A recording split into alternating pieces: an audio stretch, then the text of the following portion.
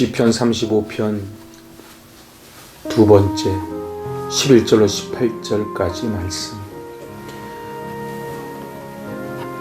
불의한 증인들이 일어나서 내가 알지 못하는 일로 내게 질문하며 내게 선을 악으로 갚아 나의 영혼을 외롭게 하나.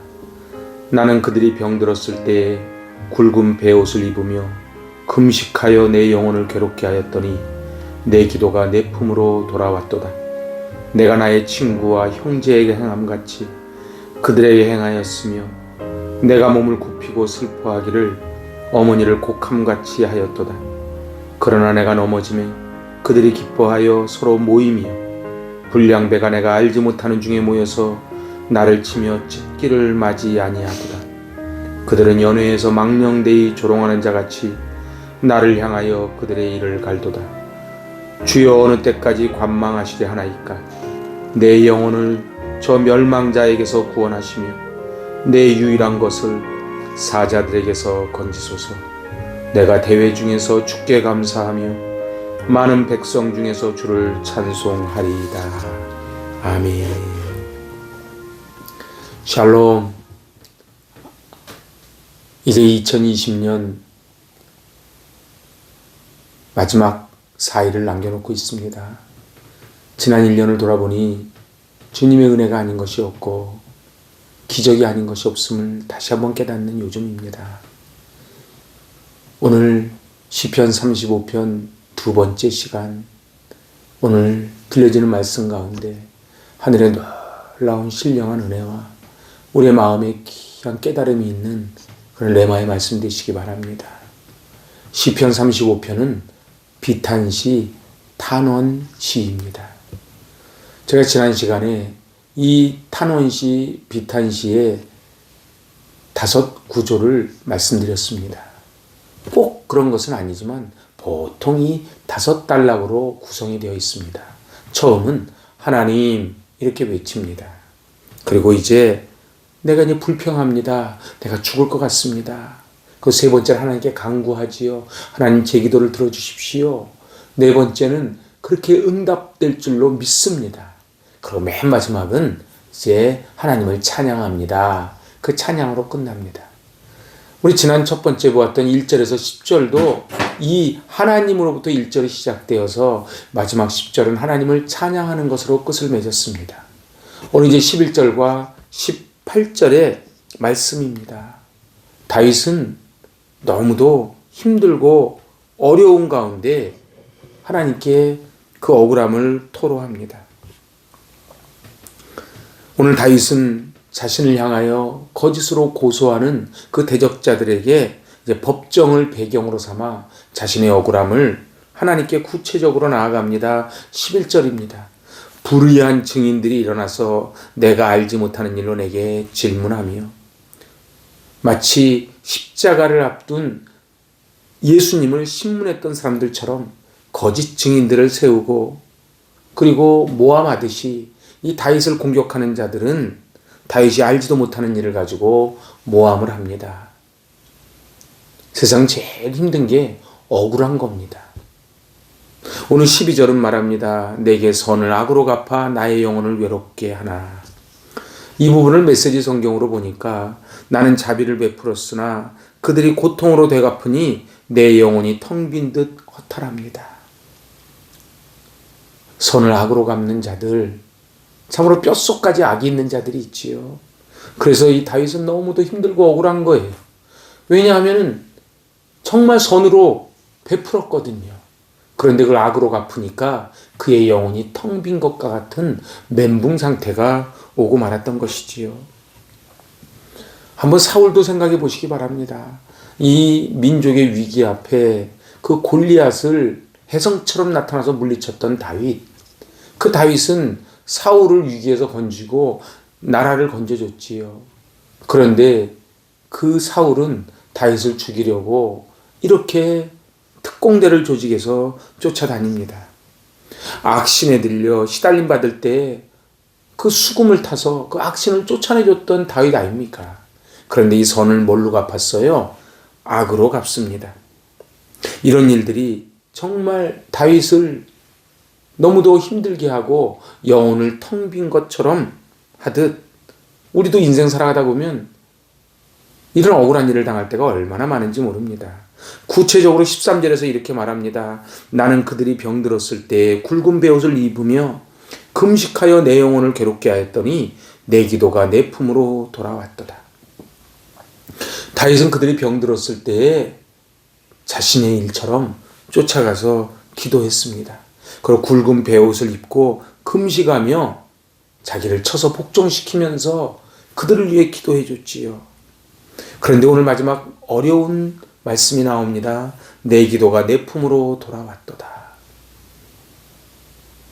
오늘 우리는 왜 기도하다 지치는가? 기도해도 저들이 선을 악으로 갚는 저런 모습을 보면서 과연 그럴 필요가 있겠는가? 나는 금식하며 기도해 줬는데 저들을 보살펴 줬는데 어떻게 나한테 이럴 수 있단 말인가? 근데 다윗의 놀라운 고백을 보십시오.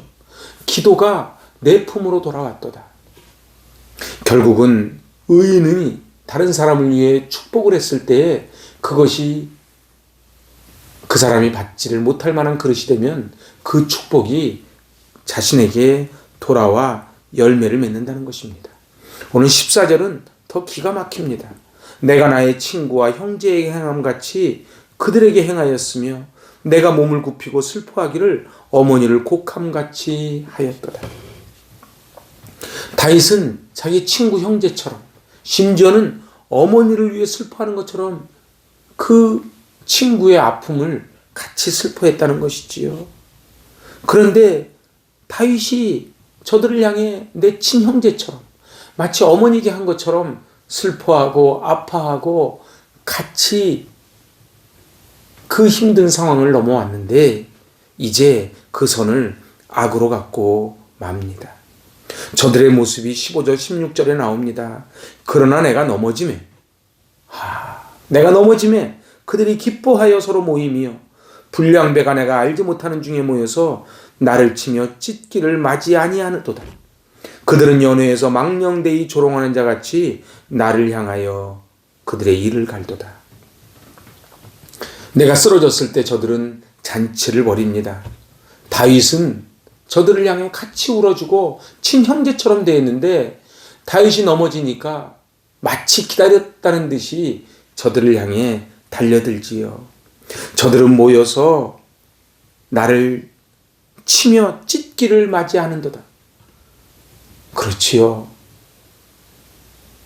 사람이 힘들 때 옆에서 같이 손잡아주고 같이 눈물 흘려주는 사람이 소중한 사람입니다. 그런데 다윗은 그렇게 했는데 이 다윗을 향하여 저들의 행태는 저들이 오히려 기뻐합니다. 그리고 이 불량배들이 나를 치려고 찢기를 맞이 않지요. 그러면서 연회에서 저희들이 또 잔치를 벌이는데 망령되이 조롱하는 자같이 나를 향하여 그들의 일을 갈도다. 다윗은 하나님께 외치는 것입니다. 나는 선을 베풀었는데 저들이 악으로 갚습니다. 그 거짓 증인들 앞에서 다윗은 읍소하며 하나님께 외치고 있는 것입니다. 그래서 오늘 17절에서 이렇게 말합니다. 주여 어느 때까지 관망하시려 하나이까?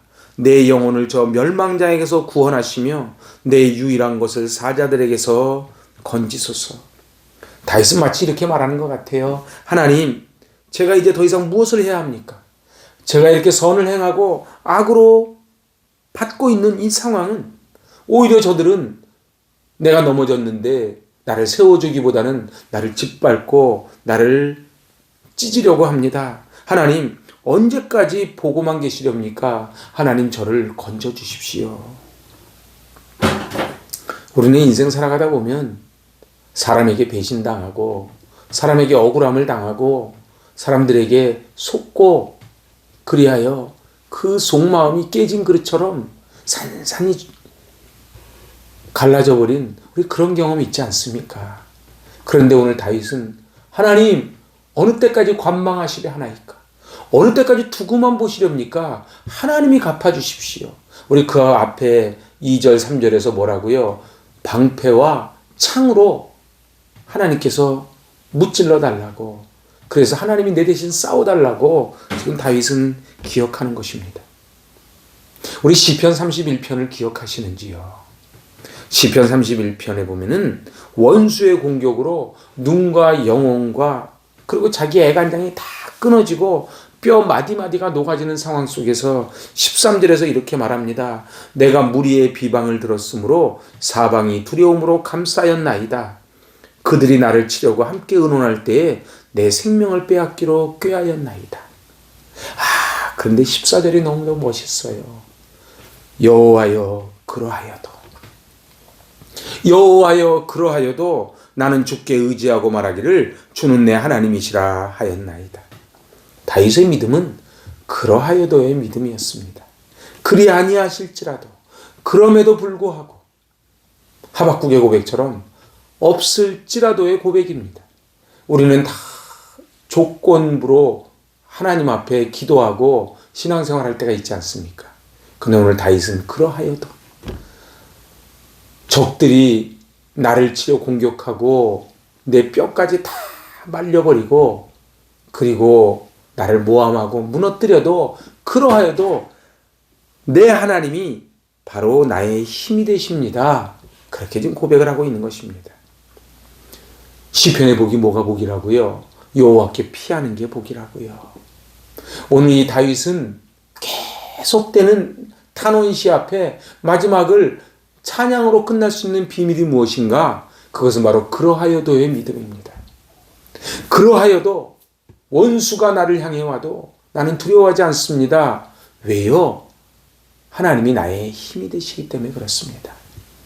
우리 2020년을 돌아보니 어떻습니까?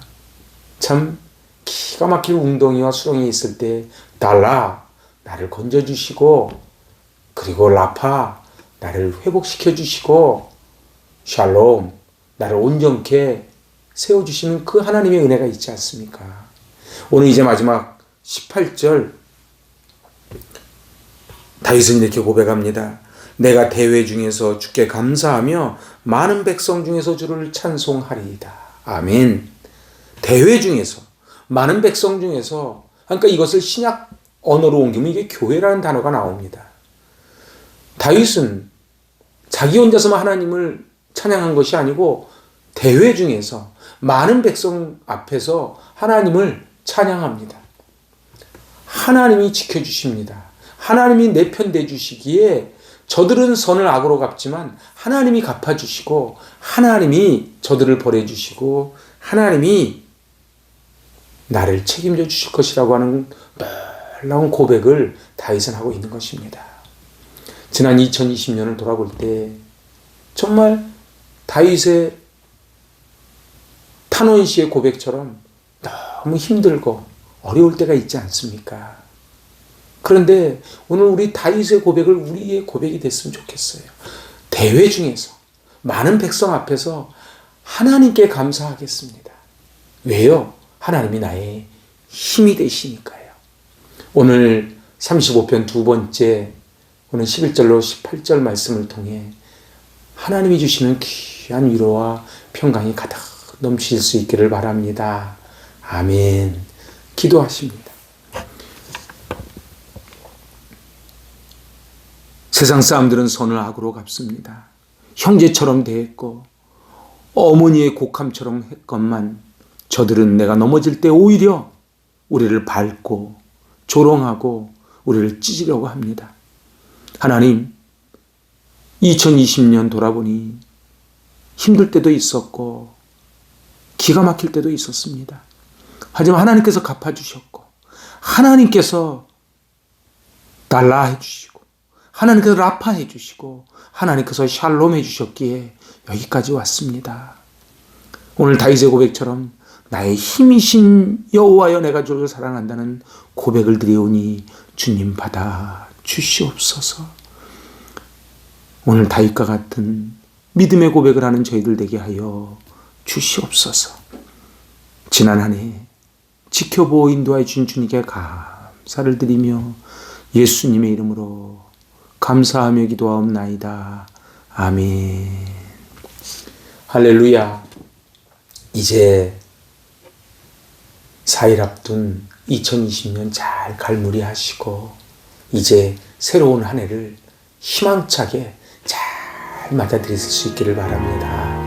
아멘.